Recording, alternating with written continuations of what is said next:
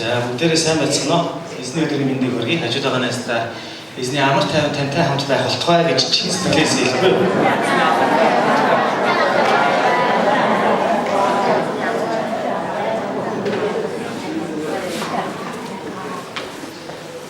За энэ цаг мөчид эзэнд бас талархъя. Эзний өмнө ирж түнд хүндэтгэл өргөлөө өргөх, эзнийг магтах гайхамшигт онцгой дуулуудыг өргөх, эзний оршихуй дотор түнтэй хамт байх энэ гайхамшигт ивэлийг эзэн бидэнд өгсөн байна. Амин. Алга ташд эзэн талархлаа.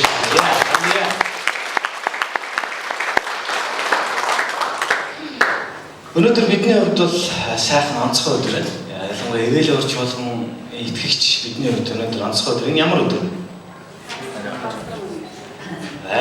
Юу юм бэ? Астер төсөөрөө. За өнөөдөр бол ивэл урч болгоны хайраа хуваалцдаг өдөр. Амен. Уул нь хайраа хуваалцах өдөр. Тэгээ энэ үгийг илүү жоохон хүчтэй болгомоор санагдчих өнөөдөр. Яагаад вэ гэхээр хайраа хуваалцдаг өдөр гэж. Өчтөр ариун тулгуулагч аягүй гоё үг хэлсэн. Хүмүүс орж ирсэн. За яасан та нар хайраа хуваалцсан уу? Түүний нүднээс их гоё тэр ирч хүчийг мэдэрсэн л дээ. Нэрээ энэ өдөр би ямар гайхамшигт үнцэнтэй чухал өдөр нь болохыг тэр үнээс тэр мэдрэмжээс би ерөөдөө ойлгосон. Тэг өнөөдөр зүгээр хайраа хуваалцах өдөр гэвэл бид нар нэг те хуваалцсан ч яах вэ? Хуваалцаагүй ч яах вэ? За хуваалцах уу яах вэ гэж бодож. Гэхдээ бид нар энэ үгийг илүү хүчтэй болгох. Хайраа хуваалцдаг өдөр. Амен. Өнөөдөр хүн болгон эзний хайрыг хуваалцаасаа гэж хүсэж байна. Амен. Зүгээр нэг хажуугаар гараад өнгөрөх биш тэр доор болж байгаа тэр хүмүүсийн хөдөлмөр сэтгэл зүрэх залбирал за тэгээд тэр мөнгө хоригддаг үе тэрийг бид нар эзний алдрын төлөө зориулдаг тэр зориулалт тэр бүх зүйлийг бодож эзний энэ гайхамшигт өдөр би та бүхнийг хайрыг заавал хуваалцаарай гэж уриалж байна. Тэр эзэн үнэхээр тэр хуваалцах маш их хайрыг бид нар дэлхийд өгсөн юм аа. Тэгээд бидний эзэн үнэхээр алдарч болтугай. Халелуя. Өнөөдөр хамтдаа үргэлжлүүлэн Иохан номноос суралцах болно. Иохан номноос суралцж өнгөрсөн өдрүүдэд бид нар бас гайхамшигтай ивэлүүдийг хүртсэн байгаа. За тэр дотор Иесус Христийг тодорхой илүү бодиттой харагдуулдаг ном бол ерөнхийдөө Иохан ном байна. Иесус Христийн амьдралын талаар, Иесус Христийн гэрчлэлийн талаар яг тодорхойлж Иесус Христ бол амьдлт юм аа гэж тийм урд нь би сургаал дээрээс хуваалцж ирсэн. Иесус Христ бол тэр амин ус юм аа гэж. За тэгээд яг түрүүчийнхэн 6 дугаар бүлэгт Иесус Христийг хоёр талаар гэлчилсэн. Тэр нь юу вэ гэхээр Иесус Христ бол амийн талах. Иесус Христ бол мөнх амийн үгс гэж болцсон. Иесус Христ энэ дэлхий дээр амьдраад өөрийн гайхамшигтай гэрчлэлүүдийг, гайхамшигтай тийм ээ өөрийн тэр ажлуудыг хийж эхэлснээс хойш түүнийг маш олон хүмүүс дагах хүссэн. Маш олон хүмүүс дагах хүссэн. Яагаад Иесус Христ гайхамшиг хийжсэн учраас? Иесус Христийг дагаад явж исэн хүмүүсүүдийг бид нар хэрвээ харах юм бол тэр хүмүүс энэ бол үнэхээр бурханаас илгээгдсэн нэгэн байна гэж хэлэх хүмүүс байсан. Энэ бол үнэхээр гайхамшигтай иш үзүүлэгч юм байна гэж хэлэх хүмүүс байсан. Олон төрлийн хүмүүс байсан. Өнөөдөр бидний үзэж байгаа Иохан номны 7 дугаар бүлэг маань ямар нөхцөл байдал ирж байгааг гэхээр Иесус Христийг дагж исэн, магтж исэн, түүгээр хоолж исэн хүмүүс яг одоо түүхийг алахыг хүсэж байна. Яг Иесус Христ хэлсэн тэр өөрийгөө амийн талах, тэр өөрийгөө амийн үг гэж хэлэх үедээ Иесус Христ та нар надаас идэж, та нар надаас уух болно. Миний биеийг, миний цусыг гих тэр шинжтэй тэр ирээдүйд Иесус Христ тэр хүмүүсийн амиа өгөх тэр цаг мөчийн талаар Иесус Христ зааж гисэн. Харин жинхэнэ тэр үнэн үгийг та нар хүсэж байгаа бол та нар те миний мах бодыг та нар идэх болно гэж өөрийнхөө дагалдагч нартай хэлжсэн. Тэр үед хүмүүс Иесус Христийн үгийг жоохон ойлгоо байж гисэн. За энэ хүн чинь юу яриад байна да? Жоохон тэ жогтой юм яриад байгаа чинь одоо яад юм билээ юм билээ. Гэтэ тэр үед юу дэч бол хуулийн багш нар Иесус Христийг алхаж, санаархаж, хавчиж, хайж хэлсэн юм уу? Тэр Библийн уур амьсгалууд ерөөхдөө яг л бидний зүрх сэтгэл шиг аюул хурдан гэж хувирж байгаа. Өнөөдөр бид Иесус Христийг магтажсэн бол маргааш нь бид Иесус Христээс урах тохиолдол бидний амьдрал зөндөө байдаг. Өнөөдөр би Иесус Христэд талархаж исэн бол маргааш би эзэнд гомдлох тэр цаг бүчүүд бидний амьдралд дүүрэн байдаг. Энийг би ч мэдж байгаа та бүхэн ч мэдж байгаа. Итгэлийн амьдрал Христийг дагж байгаа нэгний амьдрал тэр сүнслэг уур амьсгал доктортой ерөөсөө байдаг. Яа тэгэхээр үүнд нөлөөлж байгаа нэг том хүчин зүйл байдаг. Тэр юу вэ? Сатан буюу муу Есүс. Тэр үргэлж биднийг эзэн бурхнаас холдуулахыг хүсдэг учраас бидний хүчтэй байх үед тэр дандаа бид рүү дайралт хийж байна. Морин сүнсний гол зорилго биднийг бурхнаас холдуулах. Хол байгаа хүмүүст морин сүнс очиж хүрхийг хүсдэг. Яг тэр хүмүүс угаасаа бурхнаас холоо учраас.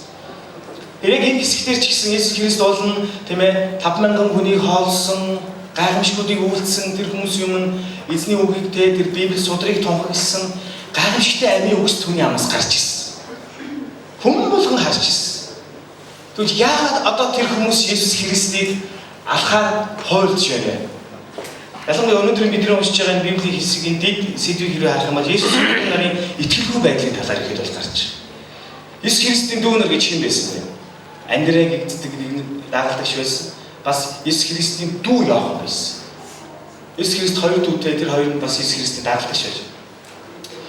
Тэр хүмүүс юуг бодож, юуг харж, яг юунд итгэж ирсэн бэ гэдгийг одоо бидний энэ унших Библийн хэсэгт гарч байна. Тэгэхээр өнөөдөр эзэн яг энэ Иохан номын 7 дугаар бүлгийн эхний хэсгээр дамжуулаад бид нар юу хэлхийг хүсэж байна, эзэн бидэнд юуг сануулж хүсэж байна гэдгийг хамтдаа харцгаая. Би та бүхэнд Библийн ишлэлийг уншиж өгье. Дараа нь Иесус Галилаар явж байлаа. Юудэчүүд түүнийг алах гэж оролдож байсан тул тэр Юудэгээр явахыг хүсэв юм аа. Юудэчүүдийн майхан баяр орчжээ. Тэгтэл дүү нар нь Иесуст эндээс хөдөлж Юудэ рүү яв. Тэгвэл дагалдагчид тань хийж байгаа үйлсийг тань мөн харна. Учир нь нийтэд ил байхыг хүсэж байгаа хинч нууцаар үлддэггүй. Хэрв та эдгээрийг үлддэг бол өөрийгөө ертөнцид харуулдаа гэж хэлв. Иесусийн дүү нар нь хүртэл түүнд итгээг байжээ. Тэгэхдээ Иесус тэдэнд миний цаг хараахан болоогүй. Харин та нарын цаг үргэлж бэлэн байдаг. ертөнц та нарыг үзэн ядаж чадахгүй. Харин ертөнцийн үс муу муухай гэдгийг би гэрчилдэг тул намайг үзэн яддаг. Та нар баярт оч. Миний цаг үүсээгүй байгаа тул би энэ баярт очихгүй гэлээ. Тэдэнд ийн хэлээд тэр Галилд үлджээ гэж. Юудэчүүдийн баярууд тодорхой хэдэн үлгэртэй баярууд байгаа. Дэврэмх баяр, майхан баяр, Пентекостийн өдөрч гэдэг юм уу. Нэг тодорхой хэдэн баярууд үлгэрт бол байдаг. Энэ баяруудын нэг нь болох майхан баяр. Майхан баярын цаг, майхан баярын одоо үйлчлэл ойрцсон юм цаг үе байна. Тэгэхээр майхан баярыг бид тэр ерөөхдөө тэр хуучин гэрээний номнуудаас тодорхой харж болно. Тэр дотроо бид тэр Лев номоос маш тодорхой тэр майхан баярын талаар ерөөхдөө юу хийсэн бэ гэдгийг бид тэр ойлгож харж чадна. Тэгэхээр майхан баяр гэдэг бол Израильчууд одоо Библийн судлаачид үзэж байгаагаар 7 дугаар сар болгоны эхний 15-наас хойш одоо 16-ны өдрөөс эхэлж ирсэн гэсэн үг тийм. Тэгээд тэр өдрөөс хойш 7 хоногийн турш тасралтгүй тэмдэглэдэг ийм одоо утга учиртай баяр байсан. Тэр бид Израиль улсын түүхийг тийм ээ тэр их үеэс хэрэг бид харах нь бол тэр хүмүүсийн эзэнт хүндэтгэл мөргөж байгаа тэр одоо сүм гэж хэлэх юм бол майхан байсан. Тийм ээ одоо Израилийн хаадууд ирээд эзэнт гайхамшигтай тэр өргөө тэр гайхамшигтай ширээнүүдийг бий болохоос өмнө Израильчууд майхан сүм эзэнт яах вэ? Тэр дахил тэр хүндэтгэлүүдийг өргөдөг байсан. Тэгэхээр яг энэ цаг үеийн монголчуудын хувьд бол одоо яг цагаан сарч гэдэг юм уу те яг тэр хэмжээнд тийм ээ үнцэнтэй тэр хэмжээнд илүү их хүмүүст таатай олноороо баярладаг эзний өмнөрдөг иймэрхүү баяр ш. Тэгэхээр майхан баярын утга учир ерөөдөө ямар утга учиртай юм бэ гэхээр тэр эзэнт дандаа шатаалт дахлуудыг өргөдөг. Эхний өдрөө тэр хүмүүс тийм ямар нэгэн ажил хөдөлмөр эрхлэхгүй. За тэгээ эрчүүд нь ялангуяа эзний өмнө онцгойлон ирээд эзэнт шатаалт дахлуудыг өргөдөг. Эзний өмнө ирэх баяр гэж ерөөдөө бид ойлгож байна. Яг эзний яг өмнө яг өөрсдийнхөө бүх юмыг авчираад гимтэй бол гимтэй, талархалтай бол талархалтай, ургацтай бол ургацтай тийм ээ маш тэр одоо шашин шүтлэхийн хувьд чухал болсон ийм баяр байсан. Тэгээ тэр хүмүүс хамгийн гол энэ баярыг тэмдэглэх үедээ юу санах хэрэгтэй вэ? Эзэн бурхныг тэд нар санах хэрэгтэй. Хуучин гэрээний үед бурхнаас тэдэнд өгдөж байгаа энэ баярт хамгийн чухалчлан цагж байгаа нэг хэсэг нь юу юм бэ гэхээр та нар энэ баярыг хийхдээ эзэн бурхнаа болоод үгдээсэд чинь бурхан ямар гайхамшигт юуг хийж өгч ирснийг та нар дурсан санаа гэж хэлж байна. Яг энэ баяр ойртсон юудэчүүд энэ баяртаа сэтгэл нь хандсан эзэн бурхныг эрен хайж байгаа энэ царимчид хуулийн багш нар болон юудэчүүдийн дотор нэгэн санаа гарч ирсэн юу вэ? Тэр нь бол хүн алах. Иесус Христийг барих. Түүнийг цовдлох. Иесус Христийг алах ийм санаа гарч ирж байна. Тэгэхээр энэ үйл явдал тухайн үеийн одоо тэ шашин гэдэг чинь тухайн үеийн итгэл, тухайн үеийн шүтлэг ямар төвшөнд байсан ирэхэд бол энэ чинь харагдаж байна. Матай номууд дээр ерөөдөө тухайн үед байсан хуулийн багш нар юудэчүүд, фарисеучуд болон садукеичүүдийн амьдрал ямар байсныг илтгэж. Тэр хүмүүсийн амьдрал ямар байсан бэ гэхээр зөвхөн гаднаа. Та гаднаа гэдэг л дээ. Зөвхөн харагдах байдалтай тэр хүмүүс бусдаар магтуулахыг, бусдаар сайнхахыг хүсдэг гэсэн. Тэр хүмүүс тийм ээ залбирахын тулд заавал гудамжинд гардаг. Чанга залбирдаг. Хүмүүст харагдахын тулд Иесус Христ тийм ээ тэр хүмүүст залбирлын талаар заахтаа хэлсэн мэт. Та нар энэ хүмүүс шиг битээ ийм утга учиргүй үгсийг олон дахин давтчихлээ. 6 дугаар бүлгийн Матай 6 дугаар бүлгийн ихэнх хэсэгт байна тийм. Хаяа та нар залбирахаар хүсэж байгаа. Үнэхээр эн чинь чин сэтгэлээсээ байгаа бол та нар дотоод өрөөндөө ороод тэр нууцаар оршигч бурхандаа хамт яах вэ? Залбир гэж хэлсэн. Ямар үед бидний зүрх сэтгэл яг ийм болдог вэ? Бид Христийг өөр нүдээр харах үедээ бид ийм болдог. Та өөр нүдээр гэж хэлэхгүй. Өөр нүдээр харсан хүмүүсийн жишээг би та бүхэнд уншиж өгье. Юудэчүүдийн майхан баяр ярьжээ. Тэгтэл дүү нар нь Иесуст эндээс хөдөлж юудэ рүү яв. Тэгвэл дагалдагчид тань хийж байгаа үсийг тань мөн харна. Учир нь нийтэд ил байхыг хүсэж байгаа хинч нууцаар үлддэггүй. Хэрэг та эдгээрийг үлддэг бол өөрийгөө ертөнцид харуултаа гэж хэлвэ. Есүсийн дүү нар нь хүртэл түүнд итгээгүй ажээ. Яагаад Иесус Христийн дүү нар нь тийм ээ? Яг энэ нөхцөл байдал хүнд болох үед Иесус Христийг сорж байгаа юм шиг нэг талаараа нөгөө талаас нь харуулсан айгүй мэрэгүү ухаантай юм ярьж байгаа тийм ээ. Би таны хүчтэй, бид таны гайхамшиг үйлдэлтэй гэдгийг мэднэ. Тийм ч та юм юудэчүүдээс айгаадах юм юу баг вэ? Тийм ээ. Та нийгэмдээ гайхамшиг үйлчлүүлэн үйлд. Тэр майхан баяр дээр очиж энэ майхан баярын утга учир би юм шүү гэдгийг та тэр газар тунхагл. Та ил бол. Бид нар бол таныг харахтаа тэг ингээд нууцаар ингээд байх хүн гэж бид нар ойлгохгүй. Та бол чадна. Иесус Христийг оруулж штэ тий. Та бол чаднаа. Та одоо нийгэмдээ гарах хэрэгтэй.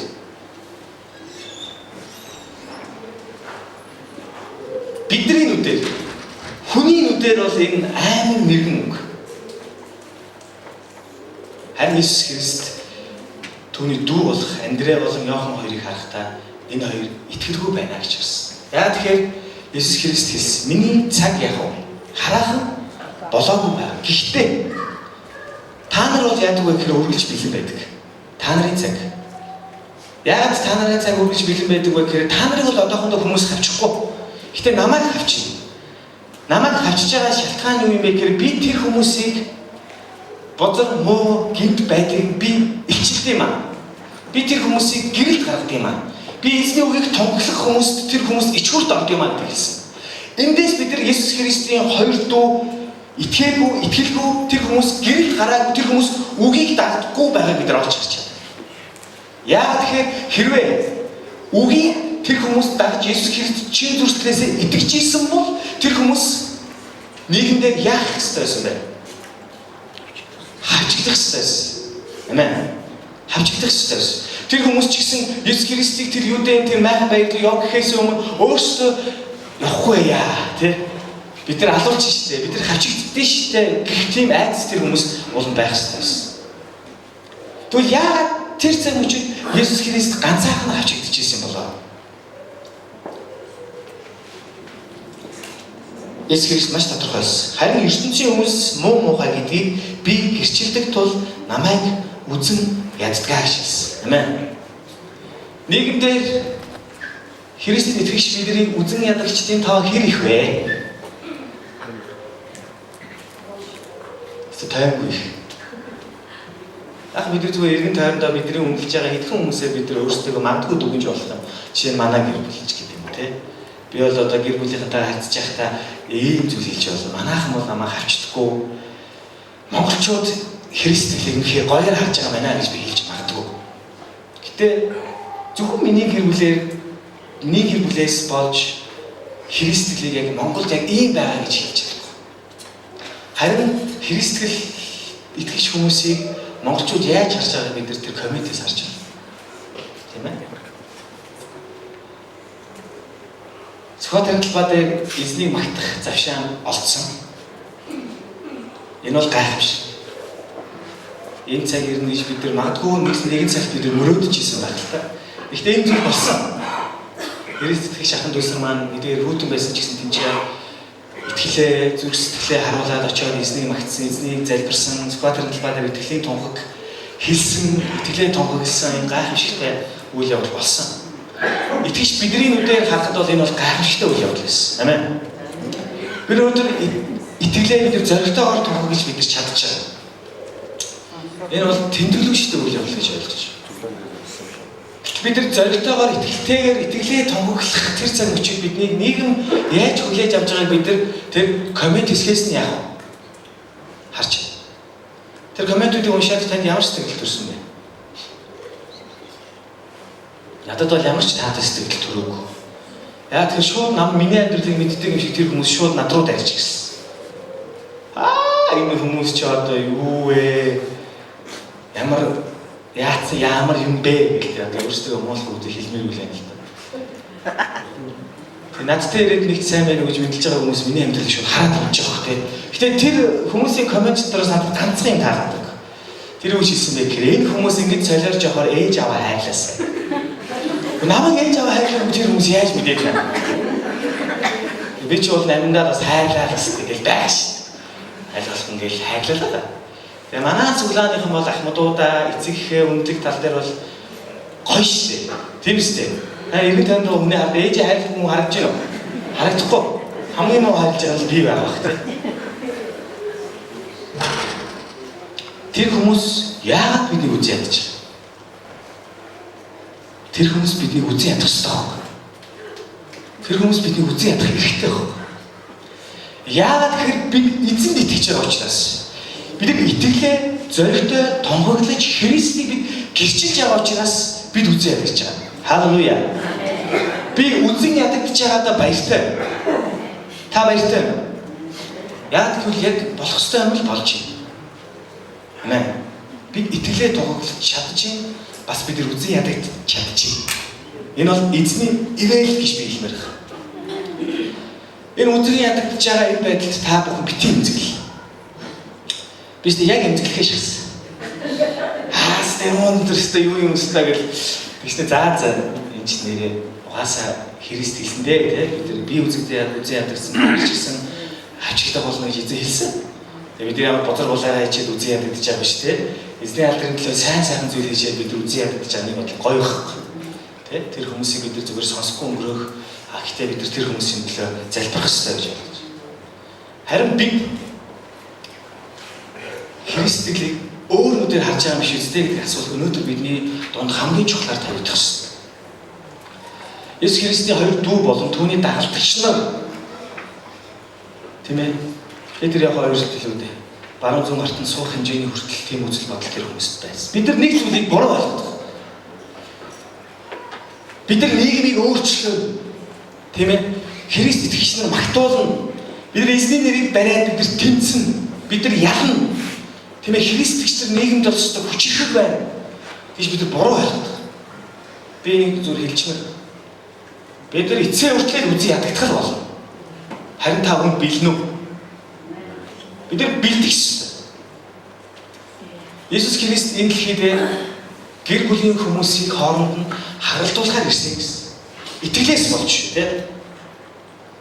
Эцэг хүү хоёр, ээж охин хоёр хоорондоо олон хүмүүсийн итгэлээс болж хоорондоо та нар үл ойлголцох байдалд орох болно. Энэ бол нийгэм юм аа гэж хэлж байна. Хэрвээ та үнэхээр итгэж байгаа бол та гэр бүлдээ ч гэсэн та хавчигдах болно гэдгийг Библи бидэрт хэлдэг. Тэгэхээр өнөөдөр бид нар юу ойлгоод байна гэхээр Христ гэл энэ дэлхий дээр инх тайвныг тогтоон Эзэн энэ газар хаанчлаа байгуулад бид нар гоё байна, сайхан байна гэдэг тэр ойлголт бид дотор байсан. Тэгээ би та бүхэнд хэлье. Христ энэ дэлхий дээр элдийг авчирсан гэж хэлж. Та энэ үгийг сонсохдоо бэлэн байна.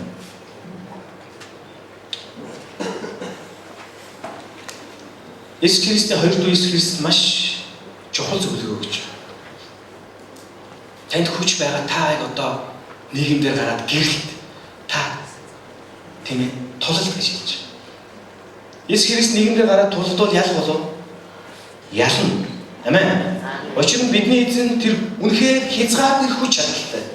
Тэр өөрийн үгээрээ биднийг бүтээсэн. Энэ итгэл бидэрт байна. Гэхдээ эзэн нэг зүйлийг одоо дахин хэлж байгаа тэр өөр гэхээр миний цаг хараахан болоогүй байна. Харин та нарыг үргэлж бэлэн байд юм аа гэж эзэлсэн. Мэдээж энэ цаг хугацааны талаар эзэн тухайн үед өөрөө загалмай дээр цовдлогдох бидний төлөө өргөгдөх тэр цаг үеийн талаар ярьж байна. Нэг мөсөн дэлхийд үзэн ядагдаж та тэгээд тэр дахил болсноороо бидний авралын үндэс болох юм аа гэж хэрэгжилж байна. Амен. Гэхдээ эзэн хоёр дахь хэрэглэлтийн тухай бас энэ хэсгийг сануулж байгаа гэж ойлгож байна. Эзний цаг хараахан болоог байгаа. Тэр юу вэ гэхээр эзэн Есүс Христ тэр бидэнд орон байрыг бэлдсэний талаар энэ дэлхий дээр тэр дахин ирнэ гэж хэлсэн. Та хүнд итгэлтэй байна уу? Бидний хаанчлал, бидний ягт эзэн тэр дахин ирэх тэр цаг үеийг байх болно гэж би тохиолж байна. Амен. Харин энэ нийгэмдэр бидний хийж чадах тэр маш чухал зүйл юу юм бэ гэхээр бид өөрсдөө Христэд итгэх ёстой. Энэ итгэл бидний гэрчлэл дотор байх юм аа гэдэг өнөөдөр эзэн тохиолж байна. Та нийгэмдэр хүмүүст хэрэг үзэн ядагдаж байна вэ? Уучлаарай. Би үзэн ядагдах ёстой, үзэн ядагдаарай гэж уриалж байгаа уриалга биш. Гэхдээ би үнэхээр Христэд итгэдэг бол намайг үзэн ядагч нар ер нь байх гэдэг байгаа зү. Библи хэлж байгаа бол. Би үнэхээр амгалан, амар тайван, ста гоё амьдраад байна гэж байвал би итгэлээ тохиоглохгүй гэсэн үг. Халелуя. Ойлгож байна уу? Би тэмцэлгүй, хавчлахгүй, үзэн ядагдахгүй би амьдарч байгаа бол би итгэлээ гэрчлэхгүй байна гэсэн үг байна. Энэ дэлхий дээр бид итгэлээ гэрчилж бид эзнийг тохиолох үүрэгтэй. Үүнийхээ төлөө гавчлаг болон үзэн ядалтыг ч гэсэн бид нар авах үүрэгтэй гэж би ойлгож байна. Амен. Тэ энэ үйл явдал бид хамтдаа бэлэн байцгаая гэж уриалж. Эксквад талбай дээр болсон энэ үйл явдал шиг бид итгэлээ тохиолохдаа бид хавчигдахдаа бид үзэн ядагдахдаа бид нар айх хэрэггүй. Энэ бол бидэнд өгөгдсөн зүйлээ гэж ойлгож байна. Заримдаа үнэхээр Христ итгэгч нарын биднийг үзэн ядаж байгаа тэр хүмүүсийн комент, тэр хүмүүсийн сэтгэл, миний амьдралыг мэддэг юм шиг ярьж байгаа тэр хүмүүсийн тэр сэтгэлийг сонсохдоо айгүй хэцүү болдог. Үнэхээр яагаад нэг шуудаа цуглаанд ирээгүй ээжиж бидний ингэж үзэн ядаж байгаа юм болоо? Яагаад? Харамсалтай. Гомдмоор. Гэхдээ бид нар гомдох шалтгаан байхгүй. Христ эзэн өөрөө ямар их зөвхөгдөж, ямар их буруутгалыг авч алуурчин хулгайж, тухайн үед нийгмийн хамгийн адгийн нөхөр байсан хүнтэй харьцуулагдаж, нөхдүүд Христийн цовдол Барабыг сул гэж хашгирж исэн тэр үеийг бид санах хэрэгтэй. Би дахиад та бүхнээс асуув. Таны ойр орчимд таныг хэнийг үзэн ядаж байгаа юу? Ядахгүй байгаа бол та Христийг тохиолохгүй байна л гэсэн. Тийм учраас Христийг ирэх өдрийг бид нар хүлээх бүртээ харж бид нар эзнийг бид нар гэрчлэгчнэр бид нар байх ёстой юм аа. Амен. Гэр бүлдээ сайхан ихчтэй бас ажил нарынхаа нэгэнтэй би илүү дотн цагийг өнгөрөх боломж надад олдсон. Сайн мэдээг би яриа хийсэн. Ямар л одоо юм ярина уу, би аль болох сайн мэдээ рүү би хандуулахыг маш их хичээсэн. Тэгээ одоо за ямар ажил хийж ийн, би цуглаанд нэг бүтэн цагаар ажилладаг, би Иесус итгэдэг ингээд орхон намайг ингэж явээсэн гэж ярингууд тэр хүн ярианы сэдв шууд өөрчлөл тий. заяа юу гэж ирэнгүүт манай их нарийн Христ чинь нэг халамж юм ажиллаж байгаа манай их ингээд бас хүмүүст ингээд тусалж байгаа юм хайр бол Бурхны хайр юм аа. Тэгээ шал өөр юм ерөөхдөө сэдвүүдийг хандуулж чадчих байгаа. Гэтэ би нэг зүйлийг зүгээр тэнд дотор ойлгож ирсэн юм гэхээр хэдийгээр их ч маань миний ярианы сэдвийг өөрчилж байгаа ч гэсэн түүний жиг сонсож байгаа байхгүй. Харцнууд ерөөс сонсоогүй юм шүү дээ. Яагаад тэр хүн тэгж байгаа гэхээр тийх ёстой байхгүй. Нийгэмдэр хүмүүс итгэлийг тэгж хүлээж авч байгаа. Гэхдээ би аль болох ярих тусмаа эзэн гэрчилж байгаа гэдэг бид нар мартчихлаа. Бид нар боломж олдвол бид нар Христийг бид нар ярих хэрэгтэй. Амен. Заримдаа гэр бүл дотроо ичхүрт орох тохиолдол зөндөө байна. Ахын дүүс одоо гэр бүлийн хамтдаа цуглаад тий 100 гээ сайхан сэлхэн дараа олон одоо цагаан сар олон баярууд монголчуудын сайхан гэр бүлээрээ цугладаг баярууд байдаг шүү дээ. Яг тэр нөхцөл байдалд миний хувьд сүүлийн үед ичгүрт орох байдлыг ерөөхдөө тэр хүнд тавьж байна. Өөрөөр хэлбэл ганцаархан нэгч байгаад байдаг. Тэр хүмүүс өөр юм хийгээд байдаг. Тэгэл эзний үгийг ярьж эхэлж байгаа юм л та. Ерөөхдөө яг л сайн шигтэй. За манай суур юу гэж байна? Би суглаад би ажиллаж байгаа. Би библийг сургалт өгсөн. Яг нөгөө ярианаас эхэлж байна. Харамсалтай намайг ярьж эхлэмэгц тийм ээ 100-ийн эсрэг нэг хүн шиг ерөөхдөө болж байгаа шүү дээ. Шууд пан гэж өөр хүнээс за миний дүү ямар ажил хийж байгаа вэ? Нөгөө нэг өөр ажил. Тийм үгүй нөгөө нэг баг утгагүй ажил хийж байгаа юм дээр амар удаан ярьж байгаа хөөх гэдэг. Тийм үстэй сайн биш тийм хэвстэй тийм хэвстэй нэрээ тийм. Би тийч баг нөгөө манай дүүнэрээсээ 7 дор болсон. Намайг хинт сонсох. Гэхдээ би нэг зүйлийг хэлнэ. Хүмүүс сонсож байгаа. Харцны өөр талд байгаа мөртөө тэр хүмүүс сонсож байгаа. Хүмүүс мэдж байгаа. Яг альнийх нь амьдрал үнэхээр өөрчлөгдөж байгаа гэдгийг хүмүүс мэдж байгаа. Тэгэхээр энэ үед бид нар юу бодож ичгүрт орохдоо бэлэн байх хэрэгтэй. Эзэн энэ дэлхий дээр бидний жаргалтай, энэ дэлхий дээр бидний баялагтай, энэ дэлхий дээр бидний тэр илүү их карьертай, амбицтай байхаас илүү эзэн тэр өөрийн тэр өдөр бидний өндөрт авч өгсөж байна. Амен. Эвэл чуулганы итгэгч бид нар яг энэ үйл явдалд хамтдаа бэлэн байцгаая гэдгийг би та бүхэнд уриалгах хүсэж байна. Эзэн намайг ашиглаач, аав намайг ашиглаач гэдэг нэг сайхан үг байна. Бид нар энэ үгийг тэр тусмаа бид нар заавал хэлэх хэрэгтэй. Олон нийтийн газар, гэр бүлийнхаа дунд, сүм чуулган дээр хаач хамаагүй аав намайг ашиглаач. Нийгэм тэр үгээр дамжуулан магадгүй бид тэрийг илүү их шоолох байх л та. Тэгээд юуч. Бидний эзэн биднийг харахтаа тэр үнэхээр биднийг бахархалтайгаар харж байгаа гэж би итгэлтэй. Христ итгэгч биднийг яг ямар талбараар нийгэм үзэн ядаж яг ямар нөхцөл байдал тэр хүмүүс биднийг доромжлохыг хүсэж байгаа. Тэр тусмаа бид нар тэр чиглэл рүү бид нар өөрсдийгөө хөдөлгөж бид нар тэр хүмүүст бид нар өөрсдийгөө ичгүрт байдалд орохыг бид нар зөвшөөрөх боломжтой.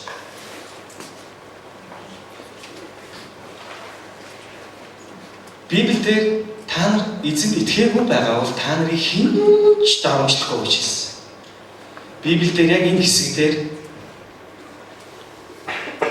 та нарыг хэн нэгэн үнэхээр доромжлохгүй байгаа бол чи эзэнд итгэж байгаа юм гэдгээ харах ёстой гэдэг хэлж байна.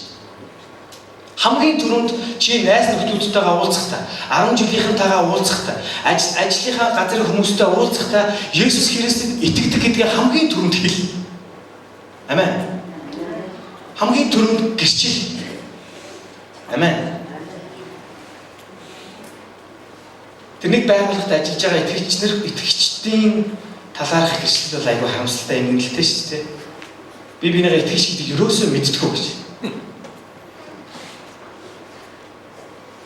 Аимшигтайж.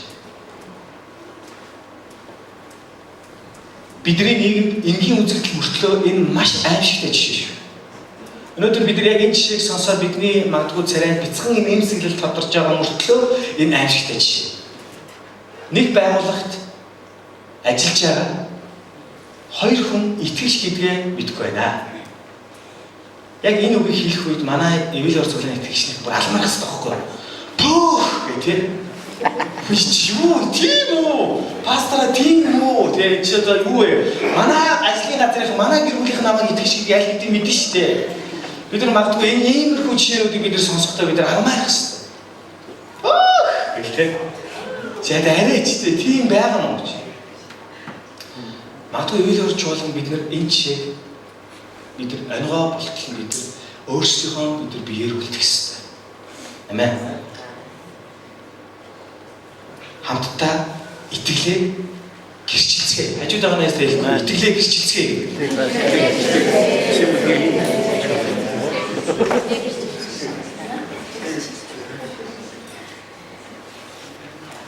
Өнгөрсөн 7 хоногт нүцгэн эр гэдэг кино үзсэн. Тэр муухай кино биш үү? Нэг гэдэг нэртэй англиар зарж үзэх хэрэглэн байл та фэйсбүүкээр.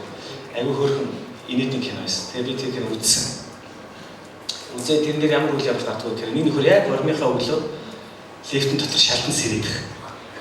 Тэгээ сэрж явж байгаа яг сүмийн хонх дурангууд нөгөө нөхөр чинь шууд сарвдаад яг нөгөө лифтэн дээр очиод яг нөгөө тухайн өдрийн үйл явдал ширээ эхэлж байгаа байна. Монгол ч гэсэн яг иймэрхүү кино гарсан ямар нэртэй ч хэлээд яг ингээл тийм ээ нэг хүнд өгдөлт мэдэрсний дараа ч юм өгсний дараа ч юм яг нөгөө өдрөө сэрээд байгаа байхгүй. Иймэрхүү кино сүүлийн үед айгүй их болж илтэй. Сая тэр ямар баасан гараг вүлээ? Биш ээ, хөрөн билээ. Хараад ирсэн. Одоо телевизээр гарч байгаа. Кино чанар гарч байгаа. Тэр бас яг тийм гинэ. Хараад ирсэн. Нэг ийм сэдв энэ кинонууд дотор яваад байгаа нь ямар сэдв байна гэхээр нэг нөхөр өглөө сэрээд явж байгаа нэг тодорхой цаг болгоод буцаж яг ихнээсээ эхлэв. Өөрөөр хэлбэл тэр хүн нэг боломж өгöd байгаа байхгүй. Тэгээ би зүгээр тэр инээдний кино үзэхдээ би амар сон тэндээс ямар нэг юм ойлгохыг хүссэн байхгүй. Яг ямар учиртай юм болоод яг ингээд эхлэв. Гэтэ тэр киноны яг ингээд өрнөлийг би харахтаа энэ хүн сэрэг болгондоо ямар ч байсан сайжирж байгаа гэдгийг харсан. Яг тэр хүн миний амьдралыг ийм зүйлсүүд болох юм байна гэдгийг харж байгаа учраас тийм ээ тэр хүн магадгүй бүтлгүүтүүдээс холдоод эхэлж байгаа байхгүй тийм. Тэгээ нэг нөхөртэй зодтолдохдоо тэр хүн бүх хөдөлгөөнүүдийг мэдж байгаа учраас сүүлийн нөгөө нь бодоо алсан зодж байгаа хэрэг. За одоо энэ эндээс зөвхөн, за эндээс зөвхөн, одоо би ингэж өшөглөн ингэх юм байна. За би энэ ингэвэл би цагдаарт барих юм, ингэвэл би машин дайруулах юм байна тийм ээ. Тэгээ би нүцгэн явж байсаас ингэж шууд хувц олох юм байна гэдэг. Тэр хүн яг ингэж өдрөөс өдөр тэр хүн сайжраадсан. Би яаж зүгээр кино үзчихэж ямар нэг юм ойлгох хүссэн. Тэгээ би бодсон. Тэгээ бодож бодоод нэг гаргалгааг олсон. Магадгүй айгүй механик байж болох юм л да. Гэхдээ би юу ойлгосон гэхээр бүр тэрийг ойлгосондоо би амар баяртай байна. Бидний яг амьдрал шиг санагдсан. Бид нар унтаад өглөөс ирдэг.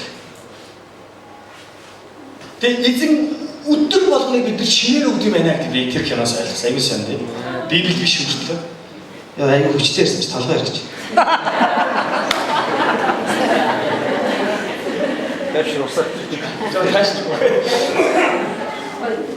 Бид өглөө болгон сэрэхдээ бид нар эзнээс энэ амьдралыг бэлэг болгож чаддаг. Амен. Зүгээр нэг утга учиргүй амьдрал биш юм байна гэдэг маш хүчтэй ойлгосон.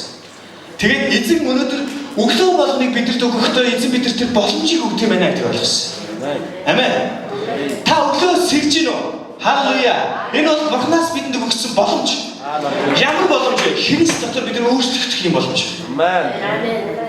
Тэр кино магадгүй зүгээр нэг инээдэг кино байх л та. Гэхдээ бид нар өглөө болгон сэрэхдээ бид нэг зүйлийг ойлгох хэрэгтэй. Эзэн нэгдүгээр талархаад тэгээ бид нар урд өнгөрсөн юм шиг үлээ. Өчигдөр биш.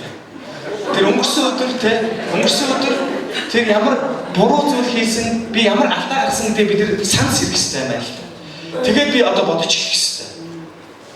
Би эзэн ингэж амарчаад ийм алдаа гаргасан бол одоо би өнөөдөр ингэж амьдрья. Гэтэ тэр өнөөдөр Бурханаас бидэнд өгч байгаа шинэ өглөө, шинэ өдөрт бид нар автаж мэдээж болно. Яагаад бид нар хүн учраас. Гэхдээ өнөөдөр маргаашаас тийм ээ. Үгүй маргааш нь өнөөдрөөс илүү байх хэрэгтэй гэдгийг бид нар эндээс олох хэрэгтэй гэж бодож байна. Библийн хийж байгаа. Тэгэхээр Есүс энд миний цаг хараахан болоогүй. Библиэр маань тодорхой үг гэдэг. Эзэн өнөөдөр ингэхэд нэг хүнийг аврагдаас нэг ч гэсэн хүнийг идэхээсээ гэснээр тэр эцсийн өдрийг хойшлуулсаар байд юм аа гэж. Амен. Бурхан биднэрт боломжийг өгч байдаг. Яг өнөөдөр дэлхийн сүнж эцсийн өдөр ирэх боломжтой юу? Боломжтой. Яг одоо бүхэн ингэж дуусах боломжтой юу? Боломжтой. тэр өдөр бид энэ дэлхий дээр хэр хэд баялаг хурааснаас илүүгээр бид нар магадгүй энэ дэлхий дээр итгэлийнхаа төлөө хэрэг үзэн яадаг гэж тэр эзнийг хэрэг гэрчилж эзний төлөө амьдэрсэн бэ гэдгийг эзэн харах болно. Гэхдээ магадгүй эзэн биднийг болоогүй байгаа учраас эзэн өдрийг хойшлуулж байна гэж Эвэлийн урч болгонд хэлчих боломжтой.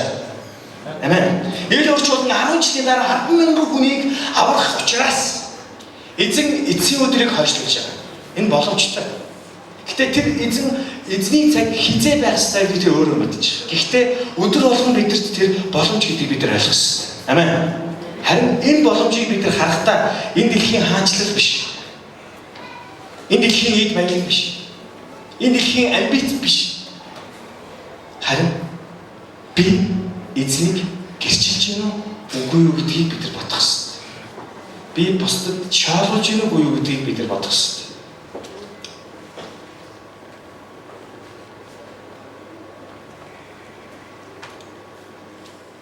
Гэрчлэл гэдгийг бид нар зүгээр нэг одоо яа вэ? Будааны итгэгч нарын яриа бид нэр ярмаарх баг. Тэ? Урд гарч ирээл би эзнээс тэдэн цаг төгрөг гуйсан чинь эзэн надад тэтгэх өглөө. Магадгүй би эзнээс 10 сая төгрөг гуйсан чинь эзэн 5 сая өгс удахгүй 5 сая өгнө гэж би итгэж байна. Энэ гэрчлэл мөн үү? Би биш гэж хэлмээр. Ялангуяа хүний хүс хүчээр олдогддог эдгээр зүйлс бол бидний хийх ёстой зүйл гэж би харж байна. Амен. Бид нар амаа ангагаа залбирал эзэн мэдээж биднэрт тоол өгөхгүй. Хоёр гар өссөн учраас. Харин тэр гэрчлэл нь та эзнийг ингэж тунхаглалаа. Тэ? Гэр бүлдээ би ингэж гэрчлээд. Тэгээд эзэн үнэхээр миний талд байсан. Би ганцаараа юм шиг санагдаж би магадгүй ичгүүрт байгаа юм шиг надад хүмүүс намайг харж ирсэн боловч би зүрхсэтгэлдээ би эзэнтэй байсан юм аа. Би ингэж сайн мэдээ тараасан тэр хүн ингэж итгэж болсон юм аа. Би ингэж тэр найз дээр очиод би тэр гэр бүлийн төлөө залбираад би өвчтөй байгаа хүний эдгэрлийн төлөө би залбирсан. Тэр газар эзэн ажиллаа хийсэн гэдэг ийм гэрчлэлүүд сонсох гэж байна. Амен. Энэ гэрчлэлүүд бидний амьдралд хэрхэн дүүрэх вэ?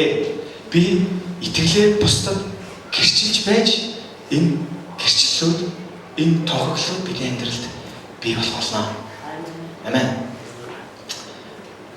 Итгэж ахын дүүс нар хамтдаа байх нь үнэхээр эвэл юм аа гэж Библиэлд тооцсон байдаг. Өнөөдөр үнэхээр пастор болоод олон ах дүүс нар маань бас хамтдаа эзэнд мөнгө өргөж байгааг харахтаа миний хувьд энэ гоо дүүрэн байна. Тэгээс пастор ирээд л агай дүүрэн тийм мэдрэмж авч байна. Энэ муу зүйл биш. Тэгэхээр бид нар яг энэ ивэл энэ мэдрэмжийг бид өшөө олон тэр үл итгэгчдад бид нар дамжуулах боломжтой. Амен. Та 10 хүн сайн мэдээ тараа. 9 хүн таныг хараа. Тэгээ нэг хүн ирэх байхгүй. Амен. Та үнд итгэлтэй байна уу? Өөрөөр одоо ирэх эзний өдөр болохоор 12 жил болж байгаа. Тэгээ тэр ай дээр бид нэр мөрөглийг тийм ээ өсөр залуу шиг буюу насан туршид гэж бид нэр хуваахчаа. Мэдээж бид нар жоохон эхний хэсэгт бол жоохон хоосон байна тий. Энэ хэсэг нь ингээд энэ хэсэг нь гिचнэл гэсэн үг шүү дээ. Эхний хэсэгт бол бид нар хоосон. Тэгээ бид нар хоосон сандлуудыг бид нар харахтаа энэ гэрчлэлийг бид нар олон мөр хийх хэрэгтэй байна гэж бид нар ухаар. 2 жилийн дараа ухаарснаас өнөөдөр ухаарья. Одоо ингэ дүүрэн байгаа болохоор бид нар аюу гой байгаа хөөхтэй ингэ гой дүүрэн. Гэтэ бид яг цөөхөлөө болоод ирвэл амар ингэ юм ганцаардтай ингэ хаосороо залуучууд өсрийнхнээр санаа. Тэнгүүд яг өдөр ингэ те нэг цагаас хоолнд орохдоо бид нар хоорондоо аюу гой дуу шуугаад байхаа хайр. Амар савцсан сэтгэлэр те сайн уу. Яг ясэм дээр бидний ажлыг одоо л хэлж байна. Эл орчуулсан эзэн 12 жил үйлчлэхдээ мэдээж сайн байсан. Яг эзэн баг учраас эзэн итгэдэг гайхамшигт өдөртөгч нар байгаа учраас. Харин одоо бидний ажил яг хэлж байна. Магадгүй тоогоор тоглох дуртай хүмүүс байдаг шүү дээ. Улсын их хурлын гишүүдээс эхлээд. Энэ тоог учиртай юм аа гэдэг шиг. Тоог учиртай 12-ыг тоочдөг өстой. Амен. 7-гийн тооч их гоё тоо. Эхний тоо. Би 12-ыг тооч бас их гоё тоо билээ Библиэлд. 12 дагалдаг шүү дээ. Ярих бол баах юм болох л та. Тэг энэ цаг үед эзэн биднийг хэрэглэх хүсэж байгааг тийг би мэдчихэв. Библич бидэрт гэрчиж. Өнөөдөр эзнээс Бидэнд өгөгдөж байгаа үг маань гайхамшигтай үг гэж би гэрчлэнэ. Үнэхээр итгэл нь бидний гэрчлэлээс бий болох болно. Итгэлээ тунхагладаг нэг нь л итгэл дотор үлийн хүчтэй байдаг. Магадгүй би 10 найзтай байлаа.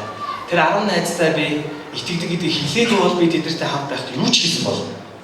Тийм үстэй. Намайг итгэж биш гэдгийг мэдгүй, итгэж гэдгийг мэдэхгүй юм чи. 10 найзтай би итгэж юу гэд хэлсний дараа би 10 найзтай байхдаа юу ч хийж чадахгүй. Яг л би хэлэхдээ хэлсэн учраас. Тийм үстэй. Тэгэхээр энэ зүйл бидийг өнөөдөр итгэл дотор сургаж байгаа байхгүй юу? Нэг талаараа бид нар амар мундаг бие зүв авч явдаг ариун учиртай энэ гол нь эндээ байгаа биш. Харин бид нар итгэлээ тунхагсан учраас бид нар итгэлээ сахихын тулд бид нар энэ дотор эзнээс хүчийг гуйж байгаа байхгүй юу? Заримдаа Христ итгэгч хүмүүс итгэдэг бид нар итгэгч үл итгэгчнээс долоондоор байх тохиолдол харин байна. Итгэгч хүн итгэгч биш хүнээс илүү муу хүн чанартай байх тохиолдол байна. Харин бид нар итгэлээ тунхаглаж бид нар тэр хүрээлэн байгаа орчиндөө бид нар итгэлээ аль хэзээ тунхаглах юм бол тэр газар бид нар итгэлдээ нэг алхам урагшаа тэр алхахад эзэн бидэрт бидний ард тал байж чадна гэдэг өнөөдөр бид гэрчлэл өсч байна. Амен. Өнөөдрийнхөө эзний үгийг бас гайхамшигтай уриалгуудаар дуусгая гэж бодож байна. Нэгдүгээр бидний Иесус Христийн цаг бол хараахан болоогүй. Гэхдээ бидний цаг үргэлж бэлэн байна. Өөрөөр энэ эзний гэрчилж тунхаглах цаг гэж би ойлгож байна. Өнөөдөр бид нар за энэ хүнд би сайн мэдээ тараах уу, гэрчлэх үү гэдгийг бид ямар нэгэн цаг хугацаа үлээх шаардлагатай гэсэн. Амен. Аль болох хурдан л сайн мэдээг бид нар ярмаар байна. Тийм учраас эзний цаг хараахан болоогүй байгаа ч гэсэн өнөөдөр найз минь чи бид нар бэлэн байна гэж хажууд анаас хэлэхгүй. Чи бид нар бэлэн байна.